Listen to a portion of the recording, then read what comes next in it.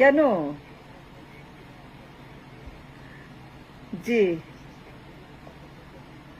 সমান তালে একজন সেনাপতি হিসাবে, যোদ্ধা হিসাবে না, সেনাপতি হিসাবে থ্যাংক ইউ। আমি আপনাকে এই কৃতজ্ঞতাটুকু জানাতে অনেক দেরি করে ফেললাম।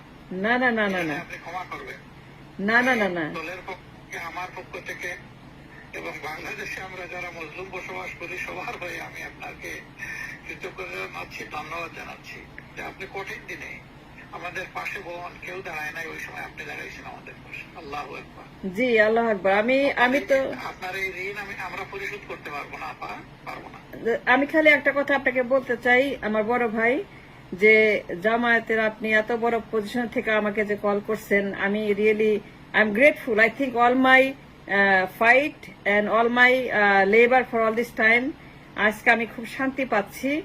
11 সালে যখন প্রথম লিখলাম নয়া দিগন্তে, আমি মানে কি অত্যাচারী শাসকের বিরুদ্ধে, আমার উপর দিয়ে যে কি ঝড় গেছে, আমার বাড়ি ঘর সমস্ত ব্লক করে দিচ্ছে, দেশে যাওয়া বন্ধ করে দিচ্ছে, আমার বিরুদ্ধে অনেক কিছু করছে, মামলা দিছে।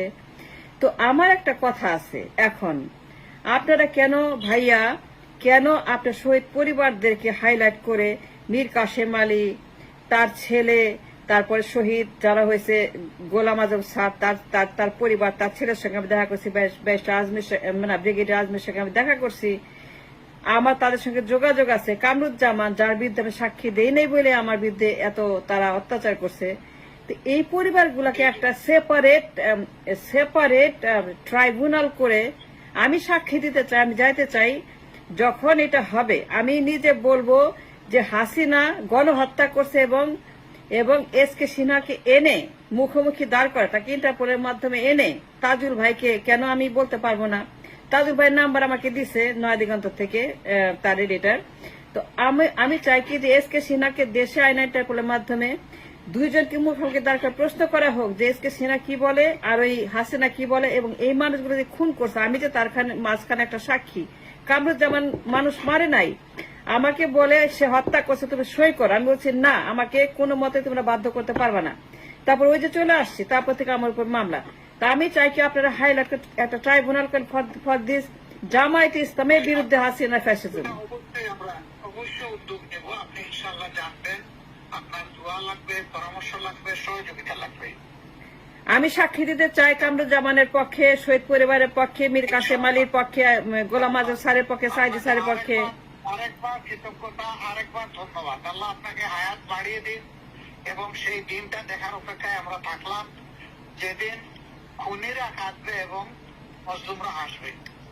জি স্যার, এসকে সিনহার ব্যাপারটা আমি আবার হাইলাইট করে বলবো, তাকে নিয়ে আসেন, আমি সাক্ষী দিতে চাই। I want to stand on the card করা এবং বলতে চাই যে কামরুজ্জামানদেরকে খুন করা হয়েছে এবং সেই জন্য তাকে লটকাইতে হবে 100 বার ঢাকা স্টেডিয়ামে। সেখানে উৎসব করব, আমরা নিজের মঞ্চ করে সেখানে হাততালি দিব, আমরা মিষ্টি খাবো, আমরা সেখানে নতুন মঞ্চ করে আমরা সেখানে উৎসব করব যে এই মহিলা যে সর্বনাশ করছে এই দেশের। এবং থ্যাংক ইউ স্যার। আমি আবার যাব 2 মাসের মধ্যে, আবার যাব। আমি যোগাযোগ করবো নয়া দিগন্ত অফিসে আপনার সাথে। আপনার ফোন নাম্বার আছে? জি আমি আসছিলাম, আমি নয়া দিগন্ত অফিসে গেছিলাম। জি জি জি, আমি এইবার গিয়ে উৎসব করব, আমি সেখানে সবার সঙ্গে দেখা করব। আমি আসলে লো প্রোফাইল ছিলাম, কারণ কি আমাকে ব্ল্যাকলিস্ট করছিল, ঢুকতে পারি নাই। তো তারপরে বাড়িঘর বদ্ধভূমি বানায় ব্লক মারে দিছে, এইগুলা ঠিক করছি। এখন আবার যাবো, এরপরে যে আপনাদের সঙ্গে ইনশাল্লাহ দেখা করবো। সবাইকে আমাদের সালাম দিবেন। জি, আল্লাহ আপনাকে সুস্থ রাখুন এবং আবারও কৃতজ্ঞতা আপনার প্রতি, আপনার ভূমিকার কারণে।